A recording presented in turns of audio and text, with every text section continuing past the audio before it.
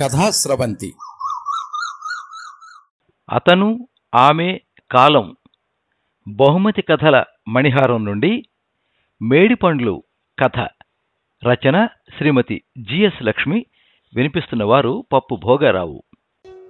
శ్రీమతి గరిమెళ్ల సుబ్బలక్ష్మి శ్రీమతి పద్మావతి పిడపర్తి సుబ్బయ్య శాస్త్రి గారుల ద్వితీయ పుత్రిక. చిన్నతనం నుంచి సంగీత సాహిత్యాలపై ఆసక్తి ఎక్కువ. వివాహమయ్యాక శ్రీవారు గరిమెళ్ల విశ్వనాథం గారు వీరిని అన్ని విధాలుగా ప్రోత్సహించారు. శ్రీమతి జిఎస్ లక్ష్మి గారు BA literature, MA sociology, diploma in music Karnataka సంగీతం వీణ చేశారు. గత 12 సంవత్సరాల నుంచి వరుసగా కథలు రాస్తున్నారు. ఇప్పటి వరకు 70కి పైగా కథలు వివిధ ప్రింటు అంతర్జాల పత్రికల్లో ప్రచురించబడ్డాయి. ఒక ఇల్లాలి కథ అన్న నవల 6 సెప్టెంబర్ 2007 నుండి 17 జనవరి 2008 వరకు 20 వారాల పాటు ఆంధ్రభూమి పత్రికలో ధారావాహికంగా ప్రచురించబడింది. నాన్నలు నేర్చుకోండిలా మినీ నవలగా నవంబర్ 2011 ఆంధ్రభూమి మాసపత్రికలో ప్రచురించబడింది. కొన్ని కథలు కథావాహిని, ఆట అమెరికన్ తెలుగు అసోసియేషన్ జ్ఞాపక సంచిక, కథాకేళి, ప్రమదాక్షరి కథా సంపుటాలలో చోటు చేసుకున్నాయి. 20 సంవత్సరాల నుండి ఆకాశవాణిలో పలు ప్రసంగాలు, కదంబ కార్యక్రమాలు ప్రసారమయ్యాయి.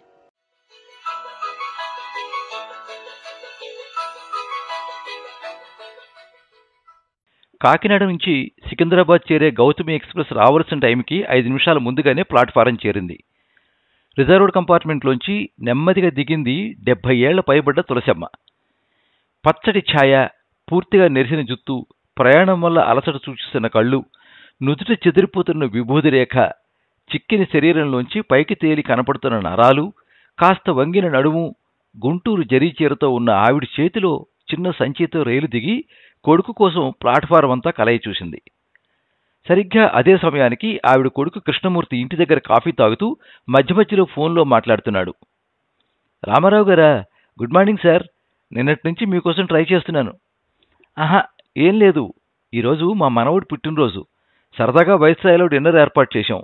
అసలు నేను పర్సనల్గా వచ్చి మిమ్మల్ని పిలుద్దాం అనుకున్నాను. కానీ మొన్ననే చుట్టాలింట్లో పెళ్లికని రాజమండ్రి వెళ్ళిన మా అమ్మగారు ఇవాళ గౌతమిలో వస్తున్నారు. స్టేషన్కి వెళ్ళాలి. మీకు తెలుసు కదా, మా అమ్మగారు ఆశీర్వాదం లేదే మేము అడుగు కూడా వెయ్యం. స్వయంగా రాలేకపోతున్నందుకు ఏమీ అనుకోకండి. మీరు మీ ఫ్యామిలీతో రాత్రి డిన్నర్కి తప్పక రావాలి. అలాంటి మాటలే చెబుతూ మరో 4-5 ఫోన్ చేశాడు కృష్ణమూర్తి. పక్కనే కాఫీ తాగడానికి అతనికి కంపెనీ ఇస్తున్న ఇంటి యజమానురాలు గిరిజ, ఇంకా ఎంతమందికి చేయాలండి బాబు, అన్నీ లాస్ట్ మినిట్ దాకా పెట్టుకుంటారు అంది. అందరూ చాలా బిజీ మనుషులు. 4 రోజుల నుంచి ట్రై చేస్తుంటే ఇంత పొద్దునే కనుక దొరికారు. వాళ్ళతో మనకి చాలా పనులున్నాయి. అయినా ఇప్పుడు పని కట్టుకుని మీ అమ్మగారిని ఎందుకండి రమ్మనడం? వట్టి చేదస్తాం మనిషి. అలాగంటే ఎలాగోయ్, 4 వచ్చినప్పుడు అమ్మ ఏదని అడగరు? ఫంక్షన్లో ఆవిడ కనపడకపోతే ఉన్న పరువు కాస్త పోదు. అయినా రేపు ఎలాగో వెళ్ళిపోతుంది కదా, ఒక్కరోజుకి ఏదో సర్దుకో. సర్లేండి, స్టేషన్కి ఎవరిని పంపుతారో చూడండి. రాము ఇంకా రాలేదు. దాసు కోడలు స్నేహితురాల కోసం బస్టాండ్కి వెళ్ళాడు. మరి మీరు పెడతారో రఘును పంపుతారో చూసుకోండి. నేనా? ఇంత పొద్దున్నే స్టేషన్కా? దాస్ బస్టాండ్ నుంచి వచ్చాక పంపుదాంలే. మరి అప్పటికి గౌతమి వచ్చేసి ఉంటుందేమో. వచ్చేస్తే ఆవిడ స్టేషన్లో కూర్చుంటుందిలే. ఇంటికొచ్చి మట్టుకు ఏం చెయ్యాలి కనుక. అవును, కార్లు 2 అట్టిపెట్టు, పంపకు. ఆవిడ ఆటోలో తీసుకురమ్మని దాస్తో చెప్పు. మళ్ళీ పిల్లలు లేచి కారు కావాలంటే ఇబ్బంది అవుతుంది. అలాగే.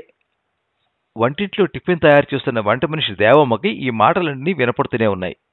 ఆ ఇంట్లో మనుషులు చెప్పే మాటలకి, చేసే పనులకి పొంతన కనిపించడం లేదు ఆవిడికి. అయినా తనకెందుకు? తనలాంటి వాళ్ళు ఇటువంటి ఇళ్లలో జరిగే సంఘటనలకి కళ్ళు, చెవులు, నోరు మూసుకుంటే తప్పితే రోజు గడవదు అనుకుంది. కృష్ణమూర్తి పెద్ద హోదాలో ఉన్న ప్రభుత్వోద్యోగి. హైదరాబాద్లో ఆనందనగర్ కాలనీలో పెద్ద మేడ కట్టుకున్నాడు.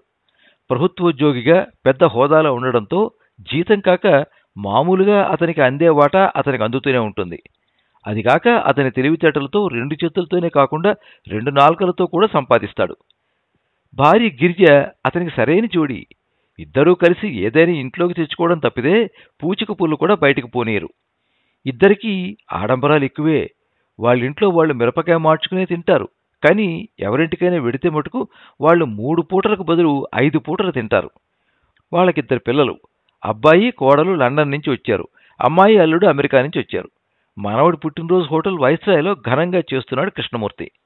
ఇంత డబ్బు ఖర్చు పెడుతున్నాడు అంటే ఇంతకింత లాభం వచ్చే ప్లాన్ ఏదో అతనికి తప్పకుండా ఉండే ఉంటుంది. కృష్ణమూర్తి అన్నయ్య రాజారావు ఆ ఊళ్ళోనే బిజినెస్ చేస్తున్నాడు. డబ్బు విషయంలో అక్షరాల కృష్ణమూర్తికి అన్నయ్యే. బిజినెస్ మ్యాన్ కనుక అతనికి వ్యాపారంలో అన్నీ న్యాయబద్ధమే. ఎదుటివాడిని చంపి వాడి సమాధి మీద మేడకట్టగల సమర్థతనం. అన్నదమ్ములిద్దరికీ అందుకే అంత అన్యోన్యత. వాళ్ల సంభాషణ ఎప్పుడూ ఈ వారం మనం ఎంత సంపాదించామనే లెక్కల మీదే ఉంటుంది. ఆఖరికి ఆ రోజు ఊరు నుంచి తల్లి వస్తుందని తెలిసి కూడా పని కట్టుకుని పొద్దున్నే తమ్ముడింటికి వెళ్ళి ఆవిడని చూడాలా ఏంటి, పెట్రోల్ దండగా, రాత్రికి అలాగో హోటల్లో కలుస్తాను కదా అనుకునే మనిషి. అతని భార్య వనజ కూడా స్వభావంలో గిరిజకి సరిగ్గా అక్కే అవుతుంది. భగవంతుడు ఇటువంటి వాళ్ళని భలేగా ఒక దగ్గరికి చేరుస్తాడేమో అనిపిస్తుంది. టైము 9 అవుతోంది. పొద్దున్న 7 అవ్వకుండా రైలు దిగిన తులసమ్మ ప్లాట్ఫారం మీద నిలబడి కాళ్లు లాగి గేటు కనపడేలా ఉన్న బెంచి చూసుకుని దాని మీద కూర్చుంది. రాజమండ్రిలో ఎప్పుడో మొగుడు కట్టించిన ఇంట్లో ఒక వాటా అద్దెకిచ్చి మరొక వాటాలో ఉంటూ ఆవిడ బతుకుతోంది. ఈ ముసలి వయసులో కొడుకులు తనను దగ్గర పెట్టుకోలేదని ఆవిడ ఏనాడూ అనుకోలేదు. కృష్ణమూర్తి ఫోన్ చేసి మనవడు పుట్టినరోజుకి రమ్మని చెప్పినప్పుడు కూడా ఆవిడ చెప్పింది, ఇదేమైనా పెళ్ళా ఒడుగా, అవైతే ఎలాగో వస్తాను, పుట్టినరోజు మీరంతా సరదాగా చేసుకోండి అని. కృష్ణమూర్తి ససేమిరా వినలేదు. ఎంతమ్మా, ఇవాళ గౌతమిలో రావడం, మర్నాడు గౌతమిలో వెళ్ళిపోవడం, ఆ మర్నాడు ఎలాగూ మేము నార్త్ ఇండియా టూర్ వెళ్తున్నాం కదా, నువ్వు ఇంక మాట్లాడకుండా బయలుదేరు, నేను నిన్ను స్టేషన్లో దింపుకుంటాను, సరేనా అంటూ ఫోన్ పెట్టేశాడు. అందుకే కొడుకు సూచించినట్టే తిరుగు ప్రయాణానికి కూడా టికెట్ కొనుక్కుని మరీ బయలుదేరింది ఆవిడ. స్నానం చేసి తులసికోటలో నీళ్లు పోస్తే కానీ ఆవిడ పచ్చి మంచినీళ్ళు కూడా గొంతులో పోసుకోదు. నరాలు పట్లు సడలుతున్నట్లు అనిపిస్తున్నాయి. స్వయంగా ఆటో చేసుకుని కొడుకింటికి వెడదామా అంటే ఎన్నిసార్లు వెళ్ళిన ఇల్లు అయినా ఆ అడ్రస్ పట్టుకోగలదో లేదోనని భయం. ఎంట్రన్స్ వైపు చూసి చూసి ఆవిడ కళ్ళు నొప్పులు పెట్టడం కూడా మొదలైంది. దాసు బస్టాండ్ నుంచి కోడలు స్నేహితురాలు రమను తీసుకుని ఇంటి దగ్గర దింపి మళ్లీ తులసమ్మ కోసం సికింద్రాబాద్ స్టేషన్కి వచ్చాడు. స్టేషన్కి వెళ్లేటప్పుడు బస్సులో వెళ్లమని, వచ్చేటప్పుడు తులసమ్మను తీసుకుని ఆటోలో రమ్మని, అందుకు సరిగ్గా డబ్బులు మాత్రమే ఇచ్చింది గిరిజ అతనికి. అందుకనే బస్సు కోసం ఎదురు చూసి అది వచ్చాక దానిలో రావడంతో దాసు స్టేషన్కి వచ్చేసరికి 9 దాటింది. దాసుని చూడగానే తులసమ్మకి ప్రాణం లేచొచ్చింది. ఆవిడ్ని ఆటో ఎక్కించి ఇద్దరూ కలిసి ఇల్లు చేరేటప్పటికి టైము దాదాపు 10 అవుతోంది. ఇంట్లో అందరూ తులసమ్మను పలకరించారు, హాయ్ అంటూ. వెంటనే బాయ్ అంటూ తమ పనుల మీద వెళ్ళిపోయారు. అందరి పలకరింపులు అయ్యాక వంటింట్లోకి వచ్చింది ఆవిడ. దేవమ్మను పలకరించి నిత్యకృత్యంలో పడింది. డిన్నర్ రాత్రి 7 గంటలకని అందరికీ చెప్పారు, కానీ కృష్ణమూర్తి ఇంట్లో వాళ్ళందరూ తెమిలేసరికి 7:30 దాటింది. ఒకరు మనిషిని అప్పటికప్పుడు డ్రై క్లీనింగ్ షాపుకి పంపితే, మరొకరు మ్యాచింగ్ బ్లౌజ్ ఇంకా రాలేదని మరో మనిషిని టైలర్ దగ్గరికి పంపారు. ఇంట్లో ఉన్న పని వాళ్లతో పాటు ఆఫీసు ప్యూన్లు కూడా దేనికో దానికి ఇంట్లోకి బయటికి హడావిడిగా తిరుగుతూనే ఉన్నారు. వాళ్ల హడావిడిలో అడ్డం ఎందుకని తులసమ్మ 7 గంటలకల్లా కాస్త మొహం కడిగేసుకుని, జుట్టును వేళ్లతో సరిచేసుకుని, వేలిముడి వేసుకుని, జరీచీర కట్టుకుని ఎప్పుడు రమ్మంటారా అని ఎదురు చూస్తూ హాల్లో సోఫాలో కూర్చుంది. లోపలికి బయటికి హడావిడిగా తిరుగుతున్న కృష్ణమూర్తి తల్లిని చూశాడు. వెంటనే భార్యను పిలిచాడు. నీకసలు మతుందా? ఆవిడ నూలు చీర కట్టుకుని వస్తుందా? నలుగురిలో నాకెంత అవమానం అన్న భర్త మాటలకి వెంటనే గిరిజి బీరువా అంతా తిరిగేసి తను ఈ మధ్య కట్టుకోవడం మానేసిన పాత పట్టుచీర ఒకటి బయటికి తీసింది. అత్తయ్య, ఇదిగో ఈ పట్టుచీర కట్టుకోండి, మీకు బాగా నప్పుతుంది అంది ఆవిడతో. నాకెందుకమ్మా పట్టుచీర, బరువుగా ఉంటుంది, కాసేపటికే కాళ్ళు లాగేస్తాయి, ఇదైతే తేలిగ్గా సుఖంగా ఉంటుంది తులసమ్మ సమాధానం చెప్పింది. అది కాదత్తయ్య, నలుగురిలో బాగుండదంటున్నారు మీ అబ్బాయి అంది గిరిజ. పెద్దదాన్ని నేనేం కట్టుకుంటేనేంటమ్మా, మీరు మంచివి కట్టుకోండి అన్న తులసమ్మ మాటలు విన్న కృష్ణమూర్తి, అమ్మా ఎన్నిసార్లు చెప్పించుకుంటావు, ఇచ్చిందిగా పట్టుచీర కట్టుకోవడానికే అంటూ గట్టిగా అరిచాడు. మరింక మాట్లాడలేదు తులసమ్మ. చీర మార్చుకుని వచ్చింది. ముత్యాలు పగడాలు కలిపి చుట్టించిన 2 పేటల గొలుసు ఒకటి ఆవిడ చేతికిచ్చింది గిరిజ. మారు మాట్లాడకుండా వేసుకుంది తులసమ్మ. ఆఖరికి అందరూ తెమిలి హోటల్ వైస్రాయ్ చేరేసరికి రాత్రి 8 అయింది. హోటల్ ముందు కారు దిగిన దగ్గర నుంచి ఫోటోలు, వీడియోలు ప్రవాహంలో తీయడం మొదలుపెట్టారు. లాన్లో ఒకవైపు స్టేజిని ఎంతో కళాత్మకంగా అలంకరించారు. సిటీలో ఉన్న పూల రకాలన్నీ అక్కడే ఉన్నాయా అన్నట్టు స్టేజి మీద మయూరం షేపులో ఉన్న సింహాసనం లాంటి కుర్చీని తాజా పూలతో ఎంతో అందంగా తీర్చిదిద్దారు. ఆ అందాన్ని ద్విగుణీకృతం చేస్తూ వాటి అందాల్ని ప్రతిఫలిస్తున్న రంగురంగుల బల్బుల అమరిక చూస్తూ ఉంటే రెండు కళ్ళు చాలవనిపిస్తోంది. ఆ పూలకు ఉన్న సహజమైన సువాసనే అనిపిస్తున్నట్టున్న సెంటు వాసనలు ఆ పరిసరాల్ని కమ్మేశాయి. అసలు ఆ లాన్లో అడుగు పెట్టగానే ఒక మత్తైన పరిమళం ఆహూతులందరినీ సమ్మోహనపరుస్తోంది. ఆ సింహాసనం మీద యువరాజులా కూర్చున్నాడు పుట్టినరోజు పెళ్లికొడుకు, కృష్ణమూర్తి మనవడు, 3 ఏళ్లవాడు. తడుకు తడుకు తారల మధ్య చంద్రుడిలా, వన్నె చిన్నెల గోపికల మధ్య చిన్ని కృష్ణుడిలా వెలిగిపోతున్నాడు ఆ చిరంజీవి. వచ్చిన అతిథులందరికీ లాన్లో విశాలంగా డిన్నర్ ఏర్పాట్లు చేయించారు. స్టేజి మీద మనవడి పక్కన నిలబడ్డ కృష్ణమూర్తి, గిరిజ, తులసమ్మను కూడా తమ పక్కనే ఉంచుకున్నారు. వచ్చిన వాళ్ళు తెలిసిన వాళ్ళైతే తులసమ్మ వాళ్లవి, పిల్లలవి క్షేమ సమాచారాలు కనుక్కుంటోంది. తెలియని వారిని వారి వారి హోదాలతో సహా తల్లికి పరిచయం చేస్తున్నాడు కృష్ణమూర్తి. అతిథుల్లాగే వచ్చి పలకరించిన పెద్ద కొడుకు, కోడళ్ల పలకరింపు తృప్తిగా అనిపించలేదు తులసమ్మకి. వాళ్ళని దగ్గరగా కూర్చోబెట్టుకుని మనవాళ్ల గురించి పేరు పేరున కనుక్కోవాలని ఎంతో ఆశపడింది. కానీ ఆవిడికి అవకాశం రాలేదు. కనీసం వనజ, గిరిజ మటుకు అత్తగారంటే ఎంతో గౌరవం ఉన్నట్టు ప్రతి చిన్నదానికి అత్తయ్య ఏమంటారు అని ఆవిడని అడుగుతుండడం, చాలా వినయంగా ఆవిడ దగ్గర మసులుకోవడం జరుగుతోంది. కృష్ణమూర్తి అయితే మరీను. అతిథులందరూ ఇది చూసి ముగ్ధులయ్యారు. చూడండి, అంత డబ్బు హోదా ఉన్నా కూడా ఆయన వినయం, ఆ తల్లిని ఎంత నెత్తిమీద పెట్టుకుంటున్నాడో. అందుకే ఆయన అంత పైకి ఎదుగుతున్నాడు. మొత్తానికి అదృష్టమంతా ఆ తల్లిది. గీటు దాటని గజాల్లాంటి కొడుకుల్ని కన్నా ఆవిడ ఎంత అదృష్టవంతురాలో. ఆ కోడళ్ళు మటుకు ఆ వినయం, ఆ వందనం, ఆవిడికి పెద్దరికం కట్టపెట్టడం, అది గొప్ప. కొడుకులకేం లేండి, వాళ్ళు ఆవిడ పిల్లలే. కానీ బయట నుంచి వచ్చిన కోడళ్ళు కూడా అలా ఉండడం ఆవిడ అదృష్టమే అనుకున్నారు అందరూ. కొందరు వాళ్ళ పిల్లలతో చెబుతున్నారు, చూశారా అంకుల్ని, తల్లిని ఎలా గౌరవించాలో ఆయన చూసి నేర్చుకోండి అంటూ. రాత్రి 9 అయింది, 10 అయింది. మనవడు ఒకసారి, వాళ్ళ అమ్మ నాన్న ఒకసారి, కృష్ణమూర్తి భార్య మరోసారి, ఇలా అంచెలంచెలుగా ఒక్కొక్కరు ఒక్కొక్కసారి వెళ్ళి డిన్నర్ ముగించుకుని వచ్చారు. తులసమ్మకి ఏం చేయడానికి పాలుపోవడం లేదు. అక్కడ ఉండాలో తెలియదు, అక్కర్లేదో తెలియదు. స్టేజ్ దిగి కిందకెడితే మళ్ళీ ఎవరికైనా పరిచయం చేయాల్సి వచ్చి పిలుస్తారేమో. రాత్రంతా ప్రయాణం చేసిన బడలిక. మధ్యాహ్నం ఇంట్లో పిల్లల కోసమని అన్ని మసాలా కూరలు వండించింది గిరిజ దేవమ్మ చేత. అవన్నీ తులసమ్మ తినదు. కాస్త మజ్జిగ అన్నం మాత్రం తింది. నీరసంగా అనిపిస్తోంది ఆవిడికి. దానికి తోడు ఈ పట్టుచీర బరువు ఒకటి. ఆ బరువుకు నిలబడి నిలబడి కాళ్ళు లాగేస్తున్నాయి. ఎరువు తెచ్చి వేసుకున్న 2 పేటల గొలుసు మాటిమాటికి బరువెక్కుతున్నట్టుంది. పోని తెగించి కిందకి వెళ్ళి ఏమైనా తిందామా అంటే కిందకి దిగితే ఏమంటారో. ఒకవేళ దిగి వెళ్ళి ఏమైనా తిందామన్నా అక్కడ తను తినగలిగే ఉన్నాయో లేదో. అయినా అంతమంది మధ్యలోకి వెళ్ళి ప్లేటు పుచ్చుకుని కనీసం పెరుగన్నమైనా వేసుకుందామన్నా ఆ అన్నం ప్లేటుని ఎలా పట్టుకు తినాలో ఆవిడికి అర్థం కావటం లేదు. జనాలు జనాలు, మందలు. కొంతమంది 4 రోజులుగా తిండి మొహం చూడనట్టు ఆత్రంగా తింటూ ఉంటే, మరికొంతమంది ప్లేట్లో వేసుకున్న ఒక్కో ఐటెం సగం తిని పడేస్తున్నారు. పోని పెద్ద కొడుకుని పిలిచి ఏవైనా అడుగుదామని అతని కోసం కలిగి చూసింది ఆవిడ. చాలా దూరంగా ఎవరితోనూ ఎంతో మర్యాదగా మాట్లాడుతున్నట్టు కాస్త ముందుకు వంగి మాట్లాడుతూ కనిపించాడు. లాభం లేదు, తన పిలుపు వినిపించదనుకుంది. తులసమ్మకింక నీరసంతో కళ్ళు తిరిగినంత పని అవుతోంది. మొహమాటం చంపుకుని ప్లేటు పుచ్చుకుని కాస్త మజ్జిగన్నం తిందామన్నా అక్కడ అసలు అన్నం ఉంటుందో లేదో కూడా ఆవిడికి తెలియలేదు.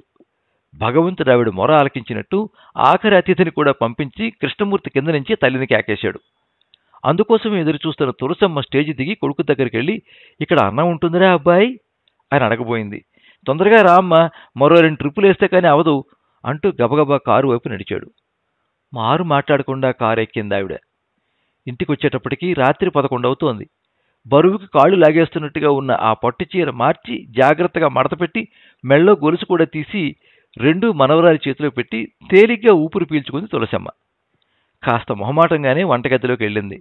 మర్నాడు పొద్దున్నే టిఫిన్కి కావలసిన ఏర్పాట్లు పూర్తి చేసుకుని వంటిల్లంతా సర్ది ఓ పక్కగా చాప పరుచుకుని పడుకుందుకు సిద్ధపడుతోంది దేవమ్మ.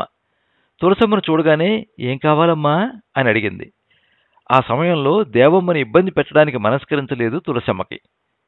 ఆహా, ఏమొద్దు, కాసిన మంచినీళ్లు. దేవమ్మకి అర్థమైపోయింది. పొద్దున్నే ఇంటి దగ్గర కూడా ఆవిడ ఒక్క మజ్జిగ అన్నం మాత్రం తిన్నారు. డిన్నర్ అంటూ తీసుకెళ్లిన ఆ హోటల్లో ఆవిడేమీ తినలేదని అర్థం చేసుకున్న దేవమ్మ, పోనీ కాస్త మజ్జిగమ్మంటారా అని అడిగింది. వద్దు, ఈ టైంలో ఇంక మజ్జిగ కూడా మంచిది కాదు, కాసిన మంచినీళ్ళు తాగి పడుకుంటాను. దేవమ్మ ఆవిడికి మంచినీళ్ళు అందించింది. డైనింగ్ టేబుల్ దగ్గర కుర్చీలో కూర్చుని కొంచెం కొంచెంగా నీళ్లు తాగుతోంది ఆవిడ. ఈ లోపల గిరిజ వంటింట్లోకి వచ్చి, దేవమ్మగారు అన్నం తిన్నారా అని అడిగింది. అక్కడే ఉన్న అత్తగారిని చూసి, అన్ని రూములోనూ అందరూ ఉన్నారత్తయ్య, రేపు ఎలాగో మీ ప్రయాణమే, ఈ ఒక్క రాత్రిగా హాల్లో సోఫాలో పడుకోండి అంటూ వెళ్ళిపోయింది. తల్లి లాంటి అత్తగారిని అన్నం తిన్నారో లేదో అనైనా కనుక్కోకుండా వంట మనిషి అయిన తన భోజనం సంగతి కనుక్కున్న గిరిజ మనస్తత్వం అర్థం కాలేదు దేవమ్మకి. పెద్దింటి వాళ్ళు ఏం మాట్లాడితే తన నౌకరీకి ఏం ముప్పో అనుకుని కూడా మాట్లాడకుండా ఉండలేకపోయింది. అమ్మగారు, తప్పుగా అనుకోకండి, కానీ మీ కోడళ్ళిద్దరికీ మీ నెమ్మదితనం లేదు. అయింది ఆకుల్లోనూ కాంది కంచాల్లోనూ పెడతారు. తులసమ్మ నొచ్చుకుంది. మన బంగారం మంచిదవ్వాలి, కానీ పరాయమ్మ కన్న పిల్లల్ని ఎందుకమ్మా అనుకోవడం? దేవమ్మ తెల్లబోయింది. మరి దీన్నేమంటారమ్మా? వాళ్ళంతా అంత ఆస్తి అంతస్తు అనుభవించడానికి మూలం మీరే కదమ్మా. మరి మీరు భోంచేశారో లేదో కనుక్కోకుండా వంట మనిషిని జీతానికి వచ్చిన దాన్ని నన్ను అడగడం ఏం న్యాయం చెప్పండి? నవ్వింది తులసమ్మ. నువ్వు ఈ పూట భోజనం చేయకపోతే రేపు లేచి వాళ్ళకి కావలసినవి వండి పెట్టలేవు. అందుకని నీ భోజనం వాళ్ళకి ముఖ్యం. నా వల్ల వాళ్ళకి విగ్రహపుష్టి తప్పితే పనేం జరగదు కదా. ఎలాగూ రేపు వెళ్ళిపోతాను. అందుకని నన్ను అడగవలసిన అవసరం వాళ్ళకి లేదు. ఎవరి స్వార్థం వాళ్ళది. అయినా కూడా అయిన మనిషి మీరు తిన్నారో లేదో చూడకుండా. చూడు దేవమ్మ, నీకు అర్థమయ్యే భాషలో చెప్పాలంటే నువ్వు వంటకాల్లో వేసే ఉప్పు లాంటి దానివి. అన్ని చోట్ల డబ్బు పెట్టి కొనుక్కుంటే దొరికే వస్తువు లాంటి దానివి. ప్రతి వంటకానికి నువ్వు కావాలి. కనుక ఇంట్లో నువ్వు ఉన్నావో లేదో చూసుకోవలసిన అవసరం వాళ్ళకుంది. కానీ నేను కరివేపాకు లాంటి దాన్ని. బోల్డ్ డబ్బు పెట్టి రోజు దానిని కొని వాడకపోయినా రోజు గడిచిపోతుంది. కానీ పండగలకి ఫంక్షన్లకి కరివేపాకు పరిమళం ఉండి తీరాలి. దాని పరిమళాన్ని ఆస్వాదిస్తారు తప్పిస్తే తర్వాత దాన్ని ఏరేసి పక్కన పెడతారు. అలాగే నేనును నలుగురిలోనూ తల్లిని గౌరవిస్తున్నట్టు అందరికీ తెలియాలి. దానివల్ల నలుగురిలో వాళ్ళకి విలువ పెరుగుతుంది. కానీ రోజు ఓ కరివేప రెబ్బ ఆహారంలో వాడుకుంటే కడుపుకు మంచిదని వాళ్ళకి తెలియదు పాపం. తులసమ్మ విశ్లేషణకి తెల్లబోయింది దేవమ్మ. మరి ఇన్ని విషయాలు తెలుసున్న మీరు వాళ్ళు పిలవగానే ఎందుకు వచ్చారమ్మా? తులసమ్మ గ్లాస్ టేబుల్ మీద పెట్టి లేచి వెడుతూ వెనక్కి తిరిగి దేవమ్మతో అంది, వాళ్ళు నా పిల్లలమ్మా.